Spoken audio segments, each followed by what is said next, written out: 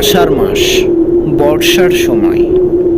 হঠাৎই কালো মেঘে ছেয়ে গেল গোটা আকাশ। শুরু হলো মুষলধারে বৃষ্টি, আর এরই মধ্যেই বাঁচাও!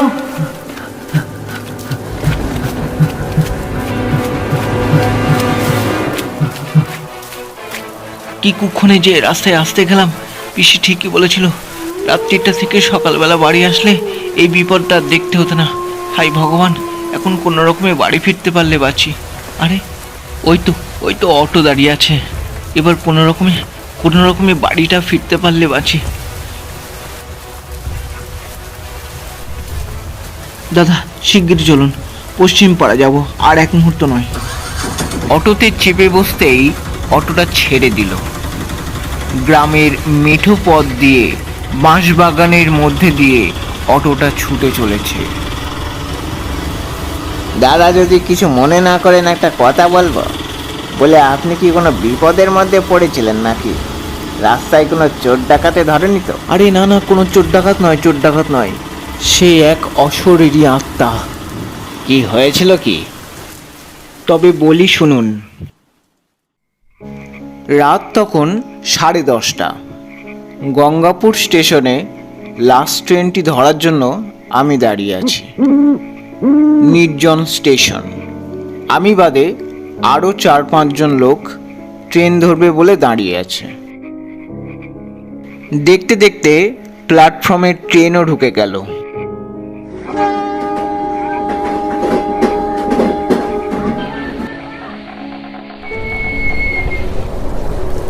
ট্রেনটি থামা মাত্রই আকাশের রূপ পরিবর্তন। শুরু হলো মুষলধারে বৃষ্টি।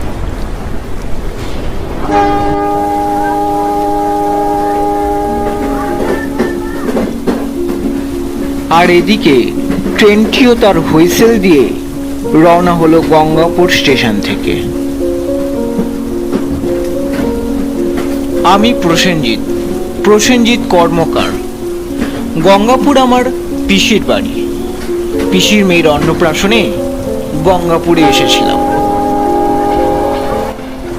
অনেক রাত হয়েছে দেখে পিসি আমাকে রাত্রিবেলাটুকু থেকে সকালে আসতে প্রস্তাব দিয়েছিল, কিন্তু সকালে আমার অফিস আছে কিনা, তাই রাত্রিবেলাটুকু আর থাকা হলো না।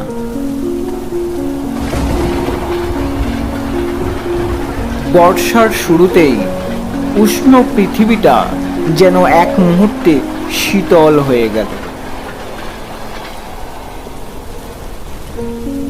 আর এদিকে সারাদিনের ক্লান্তিতে আর শীতল হাওয়ার স্পর্শে কখন জানি ঘুমিয়ে পড়লাম।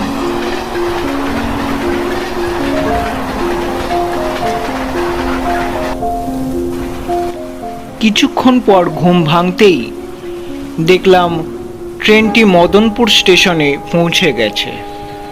রাত তখন 12:30। গোটা প্ল্যাটফর্ম জনমানব শূন্য।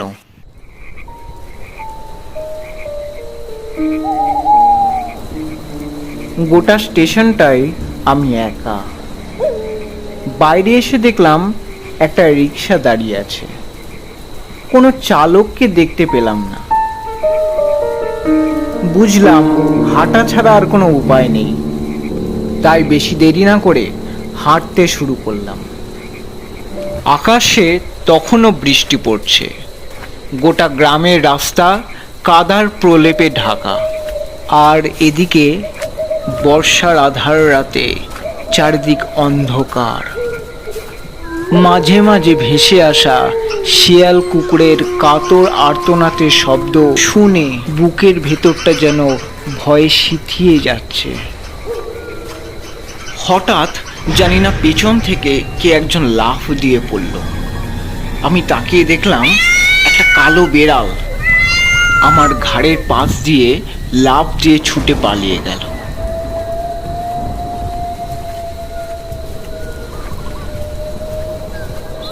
অন্ধকার রাতে পথ যেন আর শেষই হচ্ছে না। আবার একটু দূরেই তো পালবাবুর বাগান বাড়ি। শুনেছি নাকি ওখানে জায়গাটা খুব একটা ভালো নয়। এত রাতে ওইখান দিয়ে যেতে হবে ভেবেই গায়ে কেমন আচমকায় কাঁটা দিয়ে উঠছে, জানি না কি হবে। এরপর হাঁটতে হাঁটতে বেশ কিছুটা দূর যাওয়ার পর আমি থমকে গেলাম। সামনে যা দেখলাম তা দেখে আমার এক পাও এগোনোরও কোনো সাহস আমি করতে পারলাম না। দেখলাম আমারই সামনে একটা বৃদ্ধা মহিলা হাঁটতে হাঁটতে চলে যাচ্ছে। এই বর্ষার আধার রাতে এই মহিলা এখানে কি করছে? এই যে, কে তুমি? আমায় তুমি চেনবা না বাবা, আমি ওই পশ্চিম পাড়ায় থাকি। তোমাকে কিন্তু আমি চিনি, তুমি নগেনের বেটা, তাই না? কথাটা শুনে আমি কেমন চমকে গেলাম। উনি তো আমাকে সামনে থেকে দেখেননি, তাহলে তাহলে এটা কি করে সম্ভব? বুড়িটা আবারও হাঁটতে হাঁটতে সামনের দিকে চলে গেল। আমি জিজ্ঞাসা করলাম, আচ্ছা, এই আধার রাতে আপনি এখানে কি করছেন? আপনার কি ভয় ডর বলে কিছু নেই? আমি বাচ্চা এখানে এসেছিলাম আমার গরু খুঁজতে, এই ঝড় জলের রাতে, নইলে কে আর বেরোই বাবা। গরু খুঁজতে এত রাতে? আচ্ছা, আপনার কি কোনো ভূতের ভয় টয় করে না নাকি?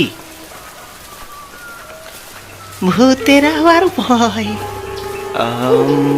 মানে মানে কি বলতে চাইছেন আপনি? না মানে ওই 3 কাল গিয়ে 1 কালে ঠেকেছি তো, তাই আর ভূতের ভূতের ভয় করে না। তা বাবা, একটা কথা জিজ্ঞেস করবা, তুমি কোনোদিনও নিজের চোখে ভূত দেখেছ? কথাটা শুনে আমি একটু বিরক্ত বোধ করলাম। বললাম, আগে না, আমি দেখিনি, আর ভূত দেখারও কোনো আমার ইচ্ছা নেই। চলতে চলতে বুড়িটা হঠাৎ পালবাবুর বাগান বাড়ির সামনে গিয়ে দাঁড়িয়ে পড়ল। আমিও সাথে সাথে দাঁড়িয়ে পড়লাম। আরে আরে বুড়িমা, তুমি এখানে দাঁড়িয়ে পড়লে কেন? এই জায়গা ভালো না, একদম ভালো না। শুনেছি শুনেছি এই বাগান বাড়িতে নাকি একটা বুড়ি আগুনে পুড়ে মারা গেছিল। পাড়ার লোকেরা বলে নাকি এইখানে এখনো নাকি সেই বুড়িটাকে দেখা যায় অন্ধকার রাতে। শুনতে পাচ্ছেন আমি কি বলছি?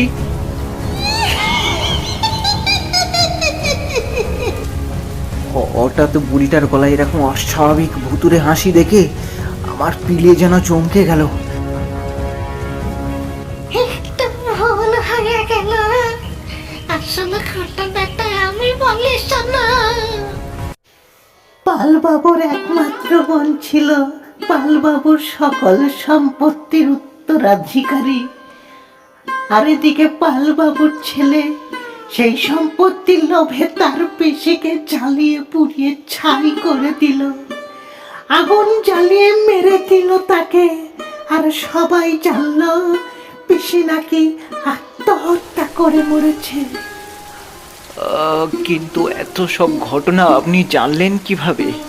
কে আপনি? কে? আপনার পরিচয় কি? আমি তো সেই পালবাবুর একমাত্র বোন, তার সম্পত্তির উত্তরাধিকারী।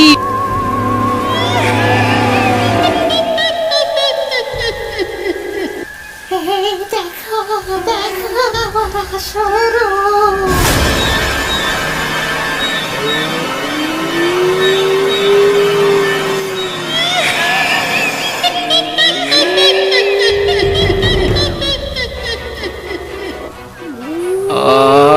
আমায় মেরো না, আমি কিছু করিনি।